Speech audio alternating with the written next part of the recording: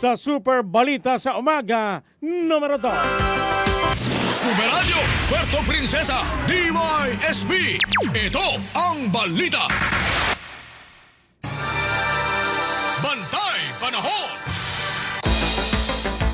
Mga kapuso, para po sa lagay po ng ating pong panahon, ang Eastern Samar ay makakaranas ng maulap na papawirin na may kalat-kalat na pag-ulan, pagkulog at pagkidlat. Ang natitirang bahagi ng Visayas, Palawan, kasamang isla ng Kalayaan Islands at Occidental Mindoro ay makakaranas ng bahagyang maulap hanggang sa maulap na papawirin na may pulo-pulong mga pag-ulan, pagkidlat, pagkulog ng dahil sa Intertropical Convergence Zone. Ang Palawan kasamang isla ng Kalayaan, Occidental Mindoro at buong Visayas ay makakaranas ng katamtaman hanggang sa malakas na hangin mula sa Hilagang Silangan na may katamtaman hanggang sa maalon na karagatan. Bantay Panahon. Alas 5:45 na ho ng umaga. Kayo'y nakikinig sa Super Balita sa Umaga. Para po sa iba pang balita, Palawan State University nakamit mga kapuso ang 50% passing rate sa September and November 2025 licensure examinations for professional teachers. Super Radio Local News. Alamin ho natin ang detalye ng balitang yan, si Super June Vicer Bantaculo. Para po sa detalye ng balita, paso!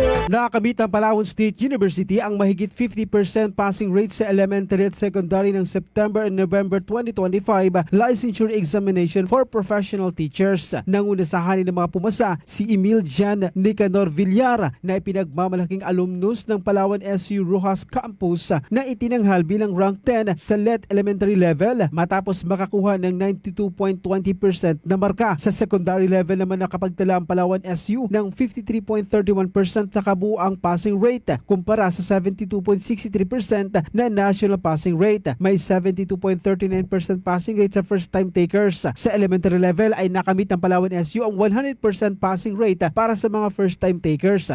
Higit pa rito nalampasan ng universidad ang pambansang pamantayan matapos magdala ng 57.14% sa kabuuang passing rate. Mas mataas kaysa sa 51.09% na national passing rate. Nagpaabot naman ng pagbati ang Palawan SU kay Emil Jan Nicanor Villar at sa lahat ng alumni ng Palawan SU na pumasa sa 2025 LEPT. Ako si June Vicer Bantaculo ng GMA Super Radio Palawan. Dapat totoo.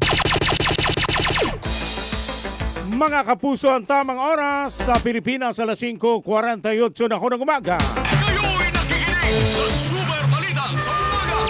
Tuloy-tuloy po tayo sa ating pong mga balita.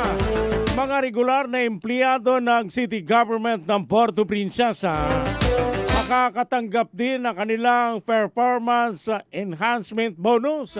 Itong PEI, mga kapuso. Super Radio Local News. Alamin ho natin ang magandang balitang yan para sa mga kawani ng City Government. Super Wilmar Abrea sa detalye ng balita. Paso! Tatanggap din ng Performance Enhancement Incentives o PEI ang mga regular na empleyado ng pamahalang lungsod ng Puerto Princesa. Naglabas na rin ng DBM o Department of Budget and Management ng guidelines sa pagbibigay ng PEI. 5,000 piso naman ang matatanggap ng mga empleyado ng pamahalang lungsod. At kay City Budget Officer Maria Regina Cantillo, kasama na umano sa annual budget ng syudad ng pondo para sa pagbibigay ng PEI sa mga empleyado. Samantala, pinoproseso na ngayon ang pagbibigay ng insentibo sa mga regular na empleyado ng pamahalaang panlungsod. Ako, si Wilmar Abrea, GMA Super Radio Palawan, dapat totoo. Ang balitang ito ay inihatid sa inyo ng Tanduay Light, gaan ng may kasama. Ang balitang ito ay hatid sa inyo ng BioFlu. 2 or more symptoms, baka flu na yan, i-BioFlu na. Mga kaibigan, kayo ho'y patuloy pa rin po nakikinig sa Super Balita sa Umaga, numero 2. Bangko Sentral ng Pilipinas magsasagawa ng Piso Caravan sa bayan ng Taytay ngayong araw. Super Radio Local News.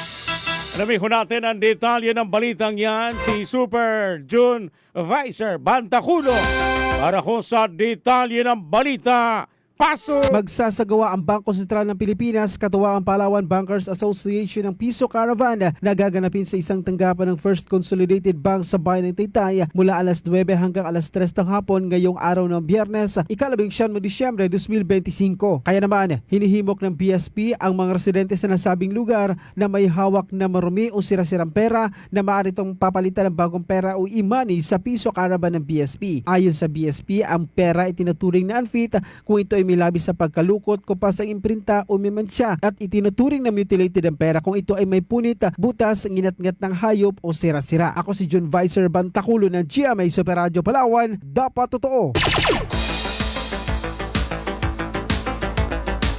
Mga kaibigan, ng tamang oras sa Pilipinas, ganap na pong alas 5:50 ng umaga. Kayo'y nakikinig sa Super Balita sa umaga. Tuloy-tuloy po tayo sa ating pong mga balita. Volume production ng aquaculture fisheries sa rehiyon ng Mimaropa bumaba nito yung ikatlong quarter ng 2025.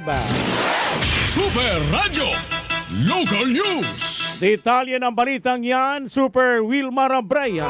Sa detalye ng balita, paso! Nakapagtala ng pagbaba ng volume production ang aquaculture fishery sa rehiyon ng Mimaropa nitong ikatlong kwarta ng taong 2025. Sa datos ng PSA Mimaropa, bumaba ng 10.7% ang kabuang volume production ng aquaculture kung saan nakapagtala ito ng higit 50,000 metric tons, mas mababa kumpara sa lagpas 56,000 metriko tonelada noong third quarter ng 2024. Bumaba ng 8.9% ang volume production sa seaweeds sa third quarter na may naitalang volume production na lagpas 49,000 metric tons kumpara sa higit 54,000 metriko tonelada noong 2024. Gayon din ang milkfish o bangus na 86.2% naging pagbaba na mayroong 138.56 metric tons sa production nitong third quarter ng taon kumpara sa higit 1,000 metriko tonelada ang produksyon noong 2024. Ako, si Wilmar Abreya, JB Super Radio Palawan, dapat totoo.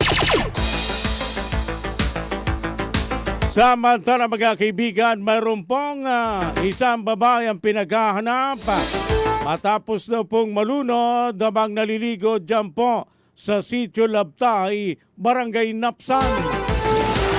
Super Radio Police Report. Alamin natin ang detalye ng balitang yan, si Super Kenneth Calumres sa detalye ng balita. Paso!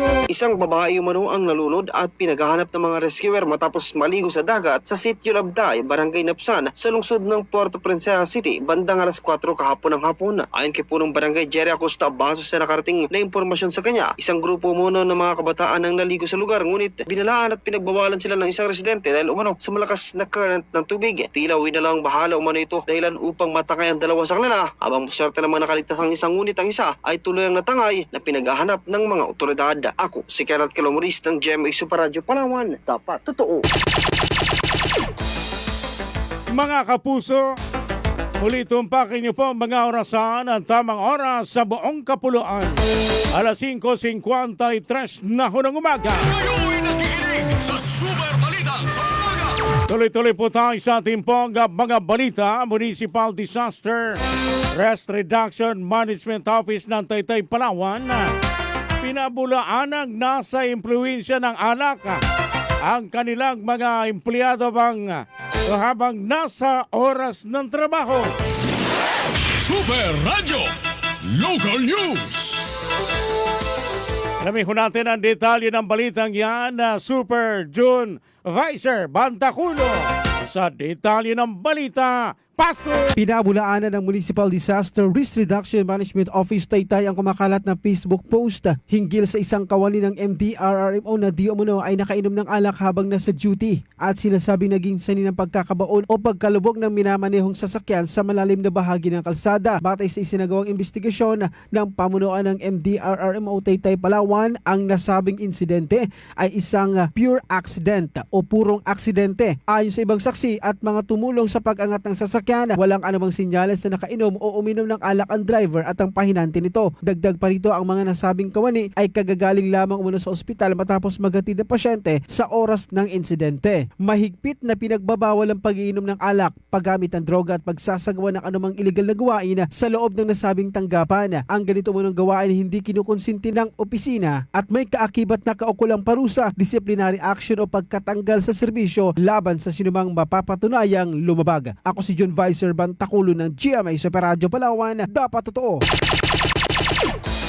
Mga kaibigan, kayo ho'y patuloy pa rin po nakikinig sa Super Balita sa umaga numero 2. Kayo'y nakikinig sa Super Balita sa umaga. Tuloy-tuloy po tayo sa ating pong mga balita. Department of Labor and Employment o DOLE muling nagpaalala sa mga employer sa pagbabayad po ng 13th month pay, mga kapuso. Super Radio Local News. Alamin ho natin ang detalye ng balitang yan si Super Wilmar Abrea. Mayroon pong karagdagang balita. Paso! Muling pinaalalahanan ng Department of Labor and Employment o DOLE ang mga employer sa pribadong sektor na ibigay ang 13th-month pay ng kanilang mga empleyado sa nakatakdang panahon. Sa ilalim ng Presidential Decree No. 851, obligado ang lahat ng pribadong employer na magbigay ng 13th-month pay sa kanilang mga rank and file employees na nakapagtrabaho ng hindi bababa sa isang buwan sa loob ng taon. Dapat itong ibigay ng hindi lalagpas ng Disyembre 24 ng bawat taon. Ang 13th-month pay ay katumbas ng hindi bababa sa ika-12 bahagi ng kabuuang basic salary na natanggap ng empleyado sa loob ng taon. Hindi kabilang ang komputasyon sa overtime pay, allowance at iba pang monetary benefits. Maliban kung itinuturing ang mga ito bilang bahagi ng basic salary sa ilalim ng kasunduan o ng kumpanya. Binibigyan diin ng DOLE Labor Advisor No. 16 Series of 2025 na ang 13th-month pay ay mandatory benefit at hindi itinuturing na bonus o discretionary incentives. Anuman ang employment status, ang empleyadong pasok sa pamantayan ng batas ay may karapatang tumanggap ng nasabing benepisyo. Ang hindi pagbibigay ng 13th-month pay ay maaaring humantong sa administratibo at legal na pananagutan sa ilalim ng umiiral na batas magawa. Ako, si Wilmar Abrea ng GMA Super Radio Palawan, dapat totoo.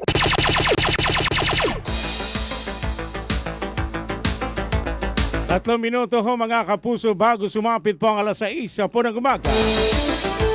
Balikan ho natin si Super Kenneth Calumres, wanted person sa kasong qualified rape of minor. Arestado naman ang mga otoridad sa barangay Bangkaw-Bangkaw dito sa lungsod. Super Radio Police Report. Alamin ho natin ang detalye ng balitang yan.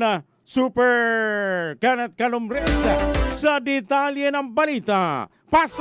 Arestado ang isang pinaghahanap ng batas sa barangay Bangkaw-Bangkaw na may kinakarap na kasong qualified rape of a minor. Kinilala ang inaresto sa alias na Levi na sa wastong gulang at residente sa naturang barangay. Ito ay inaresto ng Police Station 1 sa bisa ng warrant of arrest na ibinaba ng korte para sa kanyang kinaharap na kaso na walang inilang piyansa para sa kanyang pansamantalang kalayaan. Samantala, ang nabanggit na inaresto ay dinala sa impila ng pulisya para sa kaukulang disposisyon. Ako si Kenneth Calumres ng GMA Super Radio Palawan. Dapat totoo.